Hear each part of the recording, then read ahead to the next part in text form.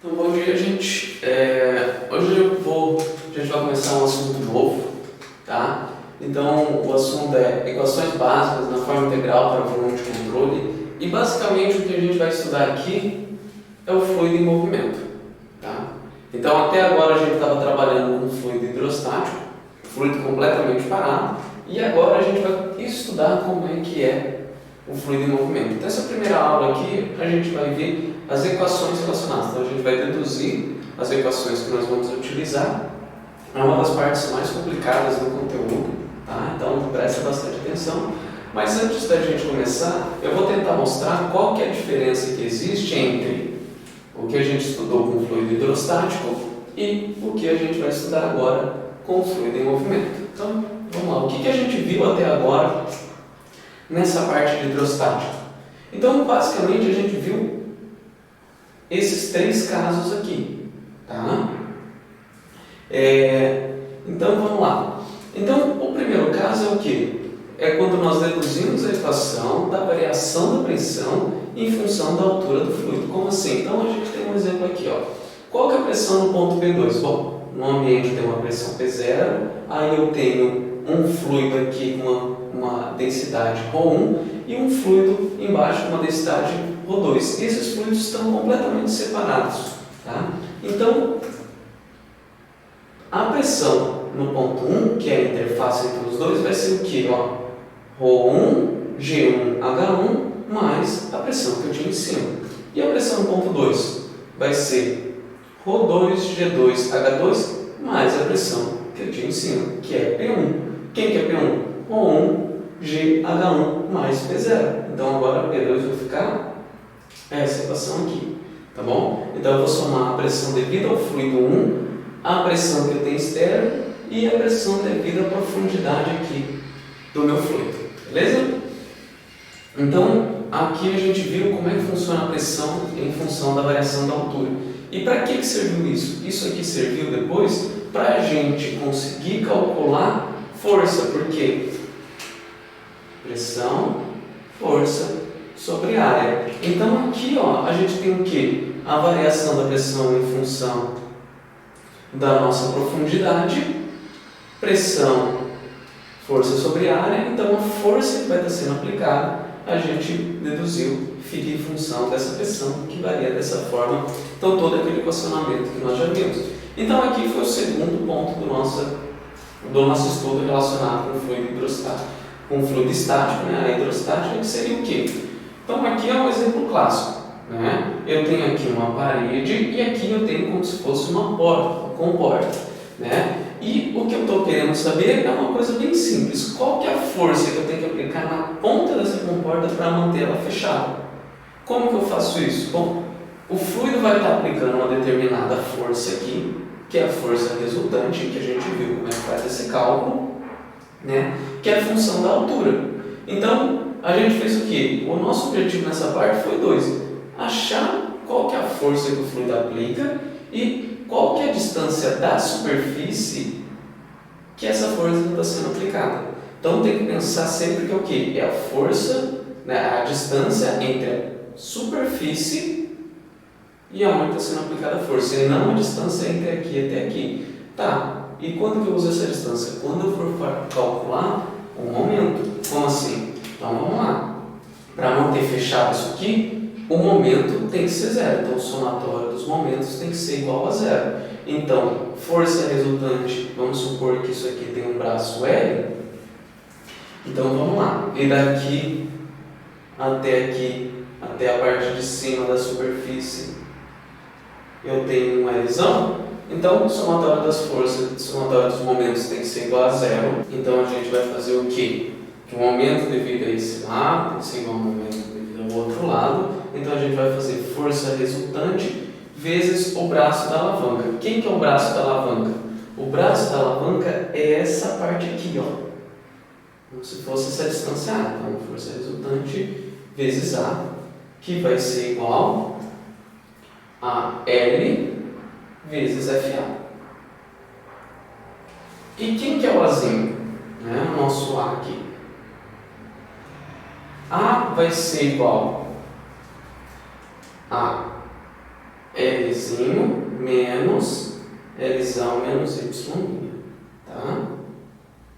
Por que isso? Ó, então, a gente está querendo encontrar essa distância. Então, L menos Y', que é da superfície até esse ponto, seria igual a essa parcela aqui. Então, seria isso aqui. Tá? Se eu faço Lzinho menos isso aqui, é justamente o meu A. E eu igualo L a FA. Tá? Então, aqui, somatório dos momentos.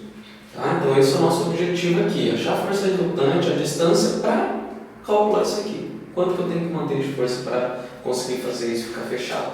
Sempre vai ser assim? Não. Aqui a gente tem outro exemplo. Como é que funciona aqui? Ó? Aqui a gente teria uma força F1 e uma força F2. Quem que é F1? Fluido com uma densidade ρ1 que está mantendo aqui fechado. Que está mantendo aqui pressionado. E aqui eu tenho um outro fluido com uma densidade ρ2. E o que eu quero saber é qual que é a altura que eu tenho que ter de H1, de H2, aqui seria o H1, para manter isso fechado. Então, é basicamente a mesma coisa que eu tenho aqui, só que agora o meu FA e a minha posição eu vou calcular com base no quê? No mesmo método que eu utilizei para esse lado.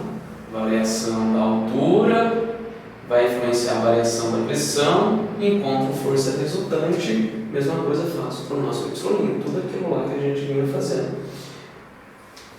Então aqui a gente teve, no caso, a primeira parte do estudo, a segunda parte do estudo e vamos aqui agora para a terceira parte do estudo, tá bom? Então, nessa parte aqui de baixo, o que a gente estudou? O empuxo, o que seria isso? Como na parte de cima eu tenho uma altura H1 e na parte de baixo eu tenho uma altura H2, significa o quê? Que eu tenho uma diferença de pressão entre os dois. E isso vai fazer com que o quê? Pressão maior embaixo, pressão menor em cima, vai tender a levantar esse objeto que está no meio desse fluido aqui. Qual que é a força, né, que vai estar fazendo isso? É a força de empuxo, que é ρ do fluido vezes a gravidade vezes o volume submerso. Tá? Nesse caso aqui, vamos considerar que ele está em equilíbrio, está parado, né? Esse objeto está parado. Então, a força de impulso vai ser igual a componente peso aqui do meu objeto. Então, daí, ρ do material, gravidade, volume do material. Tá? Sempre peso, volume total, e aqui, volume submerso. Porque isso, se metade tivesse submerso, ia ser o volume total dividido por 2. Esse é o volume submerso. E aqui a gente tem um exemplo, tá? Desconsidera essa parte de cima, essa parte de baixo, que é o quê? O mesmo exercício, ó, uma comporta, só que agora a força que existe aqui é a minha força de tração. Como que eu acho essa força de tração? Opa, ia vir daqui. Eu teria tração aqui e componente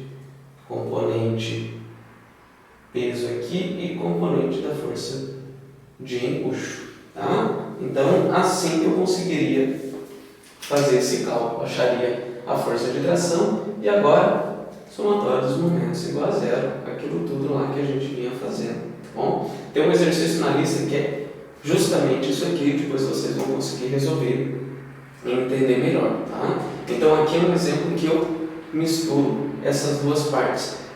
O que mais que eu poderia pôr aqui? Por exemplo, se eu falo para vocês considerarem o peso da comporta. Então, eu ia ter aqui, ó, bem no meio dela, a minha componente peso. Daí eu ia fazer o quê? Colocar aqui a componente peso, desmembrar ela para deixar em duas parcelas, tá? Então, isso aqui tem um exercício na lista relacionado com essa parte, daí vai dar para fazer certinho, tá bom? E agora, o que a gente vai estudar? Agora é isso aqui, ó. Peguei dois exemplos que a gente vai fazer depois ao longo da disciplina. E o fluido está em movimento. Como assim? Então vamos aqui, ó, considerar esse caso. Então eu tenho aqui um fluido entrando em cima e uma quantidade de fluido saindo nas duas laterais. E eu quero saber uma coisa bem simples. Qual que é a massa disso aqui? Eu sei a altura disso aqui. Tá? Então é uma conta simples se o fluido tivesse parado. Era só eu achar o peso. Aqui não, como o fluido está em movimento, Então, o fluido está entrando e o fluido está saindo, esse movimento do fluido vai influenciar nisso aqui. Então, é isso que a gente vai fazer. Então, o nosso objetivo aqui é 2, né? A gente vai trabalhar em cima da equação da conservação da massa, que é o quê? Massa que basicamente é massa que entra tem que ser igual massa que sai. Isso aqui a gente vai trabalhar. E a segunda parte é a equação da conservação da quantidade de movimento. Então, esse movimento do fluido vai influenciar na força. Então, o que acontece com o fluido em movimento é diferente do que acontece com o fluido parado. Aqui a gente tem outro exemplo. Ó. O fluido está vindo aqui. Aqui eu tenho uma flange que vai unir essa parte da tubulação com essa parte da tubulação. E daí esse fluido ele vai sair por aqui. Então ele vem com um diâmetro maior, sai com um diâmetrozinho menor, vem com uma velocidade V1, sai com uma velocidade V2. E o que eu quero saber é bem simples: qual é a força que atua no flange? Então eu penso o seguinte: quando você vai fazer um projeto de uma flange, você tem que saber qual que é a força que vai estar atuando aqui, no parafuso de baixo, no parafuso de cima e nos demais parafusos. Então o que eu quero saber é qual que é a força que o fluido sair para cá está causando para eu manter aqui seguro. E daí eu já coloco outra pergunta: essa força aqui vai ser igual se a gente tivesse esse caso aqui, saindo reto?